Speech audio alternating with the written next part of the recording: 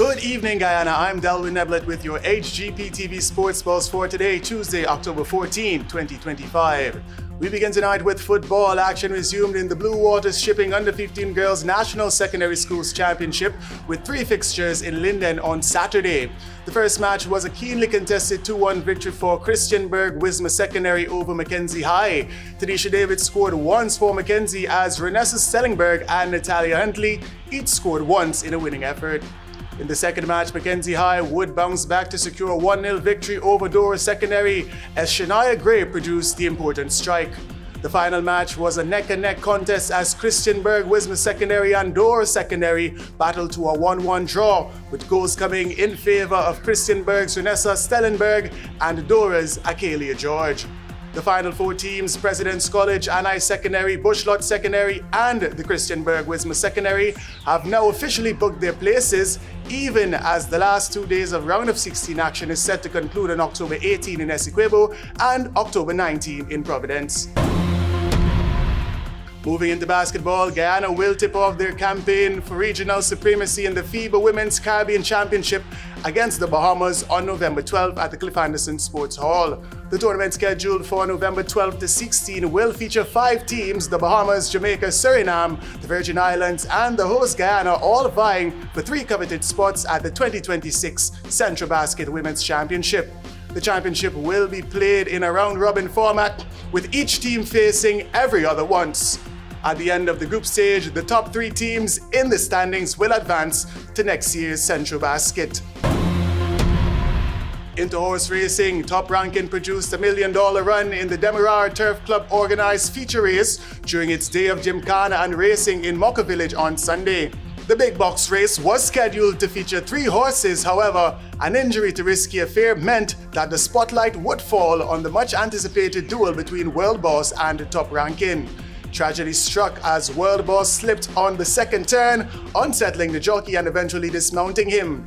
Top Ranking would then ease across the line uncontested to take the $1 million top prize.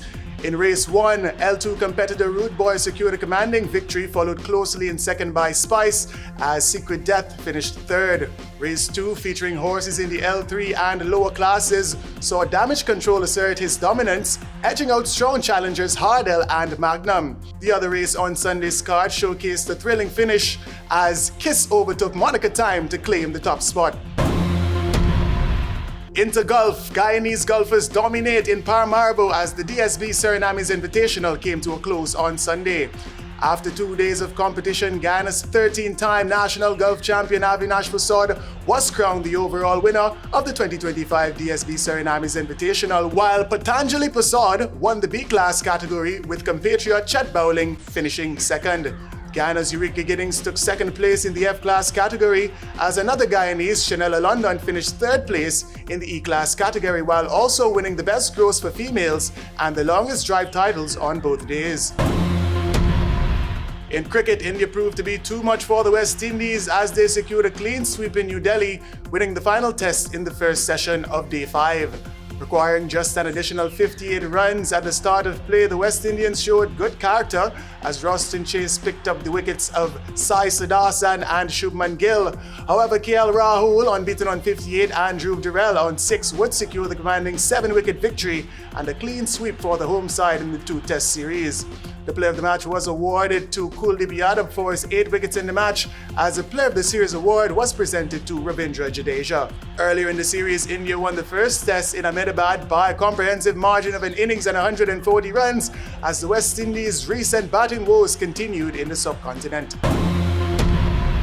And finally, New Amsterdam Stadium nears completion. The New Amsterdam Synthetic Track and Field Stadium is now approximately 85% complete, according to recent inspections conducted by the ministers responsible for the Ministry of Culture, Youth and Sport, the Honourable Charles Ramsden Jr. and the Honourable Stephen Jacobs. On Sunday, October 12, 2025, the ministers visited the construction site and were accompanied by representatives of Rigupol, the German firm assigned to install the synthetic track. The installation is expected to be a 6-week process, scheduled to commence on October 20. The facility will adhere to international standards, enabling it to host high-level track and field events. Regarding the football pitch, Most works are near completion except for the laying of the grass, which Minister Ramson noted will be done last to preserve the integrity of the field. Infrastructural works also continue on the parking lot, driveway, and fencing surrounding the stadium. The construction of new stands remains pending, as purchases for these have not yet been finalized. If no further major disruptions occur, the facility is expected to be ready for use by the end of November 2025. That's it for this edition of the HGPTV Sports Pulse. I'm DELVIN, reminding you to stay in the game.